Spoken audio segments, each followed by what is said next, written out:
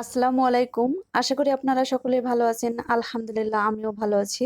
যে যেখান থেকে আমার ভিডিওটি দেখছেন পুরো ভিডিওটি দেখার আমন্ত্রণ জানিয়ে শুরু করছি আমার আজকের রেসিপি। ফ্রেন্ডস, আজকে আমি আপনাদের সঙ্গে শেয়ার করব সহজ এবং মজাদার একটি রেসিপি এবং প্রত্যেকটা উপকরণ আমাদের সবসময় হাতের কাছে থাকে। আশা করি আপনাদের ভালো লাগবে। যদি ভালো লাগে প্লিজ আমার চ্যানেলটাকে সাবস্ক্রাইব করবেন এবং বেল বাটনটা প্রেস করে যাবেন। এজন্য আমি প্রথমে নিয়ে নিয়েছি বড় সাইজের বাটা মাছ। এগুলোকে আমি কেটে ভালোভাবে ধুয়ে নিয়ে ফ্রিজে রেখেছিলাম। ফ্রিজ থেকে বের করে এগুলো আমি নর্মাল পানি দিয়ে ছাড়িয়ে নিয়েছি এবং দিয়ে দিচ্ছি হাফ চা চামচ লবণ। মাছ পরিষ্কার করে নেওয়ার সর্বশেষ স্টেপ হচ্ছে লবণ দিয়ে মাছ পরিষ্কার করে নেওয়া। লবণ দিয়ে মাছ পরিষ্কার করলে মাছটা খুবই সুন্দরভাবে পরিষ্কার হয়ে যায় এবং মাছের গায়ে যে পিচ্ছিল পদার্থটা আছে ওটা একদম চলে যায়। এভাবে নেড়ে চেড়ে আমি মাছগুলোকে ৩-৪ বার পানি চেঞ্জ করে করে একদম পরিষ্কার করে ধুয়ে নিয়েছি। চেষ্টা করবেন মাছের গায়ে যে পানি লেগে আছে ওইটা টিস্যু বা অন্য কিছুর সাহায্যে পানিটা তুলে নেওয়ার। আমি অফ ক্যামেরায় তুলে নিয়েছি। এ পর্যায়ে আমি মাছগুলোকে কেটে নেব ডিপ করে, যাতে করে মাছের ভিতরে আমার মশলা প্রবেশ করে। এতে করে খেতে খুবই ভালো লাগবে। আমি একটি কেটে নিলাম। দেখতেই পাচ্ছেন ফ্রেন্ডস কতটা ডিপ করে কেটে নিয়েছি। আমি আরেকটি কেটে দেখিয়ে দিচ্ছি।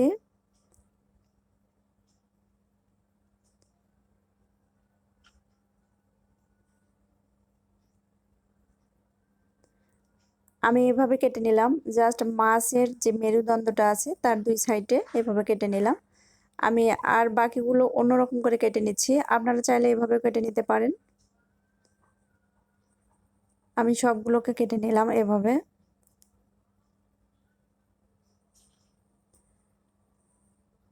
আমি দেখিয়ে দিচ্ছি আরেকবার। এতে করে মাছের ভিতরে লবণ এবং মশলা আমি যা অ্যাড করব সবগুলো ভিতরে প্রবেশ করবে এবং এজন্য খেতে খুবই ভালো লাগবে।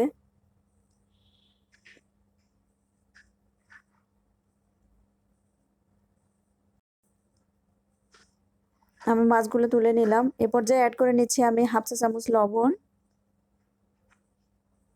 অ্যাড করে নিচ্ছি 1/4 টিস্পুন মরিচের গুঁড়া।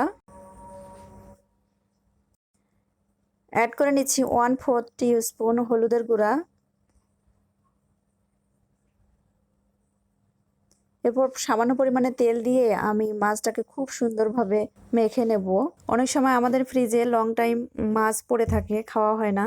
সেই মাছগুলো আপনারা আমার আজকের রেসিপিটা ফলো করে ট্রাই করতে পারেন, খুবই ভালো লাগবে খেতে। একটু ধৈর্য ধরে খুব ভালোভাবে মিশিয়ে নিতে হবে যাতে করে মাছের ভিতরে মশলাটা প্রবেশ করে। ফ্রেন্ডস, দেখতেই পাচ্ছেন আমি মাছে যে ডিপ করে কেটে নিয়েছিলাম ওই অংশগুলোতে খুব সুন্দরভাবে মশলা দিয়ে দিলাম এবং এটা রেখে দেবো আমি 10 মিনিটের জন্য। 10 মিনিট পর ফিরে আসছি। ফিরে আসলাম 10 মিনিট পর। চুলা অন করে মিডিয়াম ফ্লেমে রেখে একটি প্যান বসিয়ে দিলাম। প্যানটি গরম হয়ে আসলে পরিমাণ মতো তেল দিয়ে দিলাম। এখানে মাছগুলোকে আমি ফ্রাই করে নেব এবং তেল পর্যাপ্ত পরিমাণে গরম হয়ে আসলে এ পর্যায়ে আমি একটু একটু করে মাছগুলো ছেড়ে দিচ্ছি। প্যানের তেলটি যখন পর্যাপ্ত পরিমাণে গরম হয়ে যাবে সে পর্যায়ে আমরা মাছগুলো দিয়ে দিব। এর আগে দিলে মাছগুলো আটকে যাওয়ার চান্স থাকবে এবং ভেঙে যেতে পারে। আমি একটু একটু করে মাছগুলো উল্টে দিচ্ছি।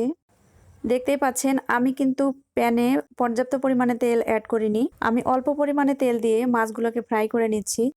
এ পর্যায়ে চুলার আঁচটা আমি মিডিয়াম টু লো ফ্লেমে রেখে আস্তে আস্তে আমি মাছগুলোকে উল্টে পাল্টে ভেজে নেব।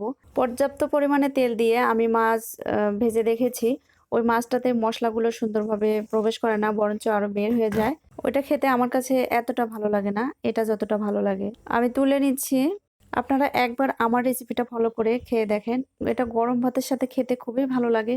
আপনারা ট্রাই করলেই বুঝতে পারবেন। আমি সবগুলো তুলে নিলাম।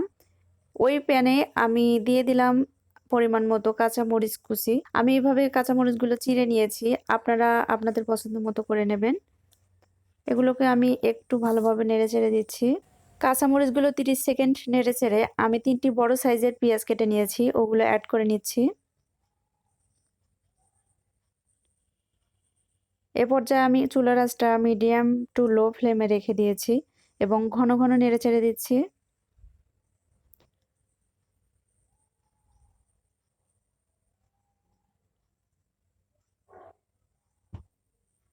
এ পর্যায়ে অ্যাড করে নিব আমি সামান্য পরিমাণে লবণ।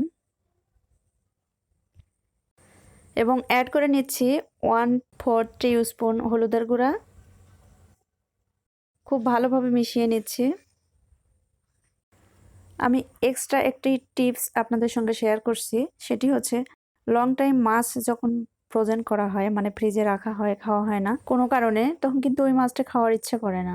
ওরকম মাছ থাকলে পরিমাণ মতো দুধ নিয়ে তাতে সামান্য পরিমাণে তেল এবং 2 ফোঁটা লেবুর রস দিয়ে 20 মিনিট বা আধা ঘন্টার জন্য ভিজিয়ে রাখুন দুধ লেবুতে।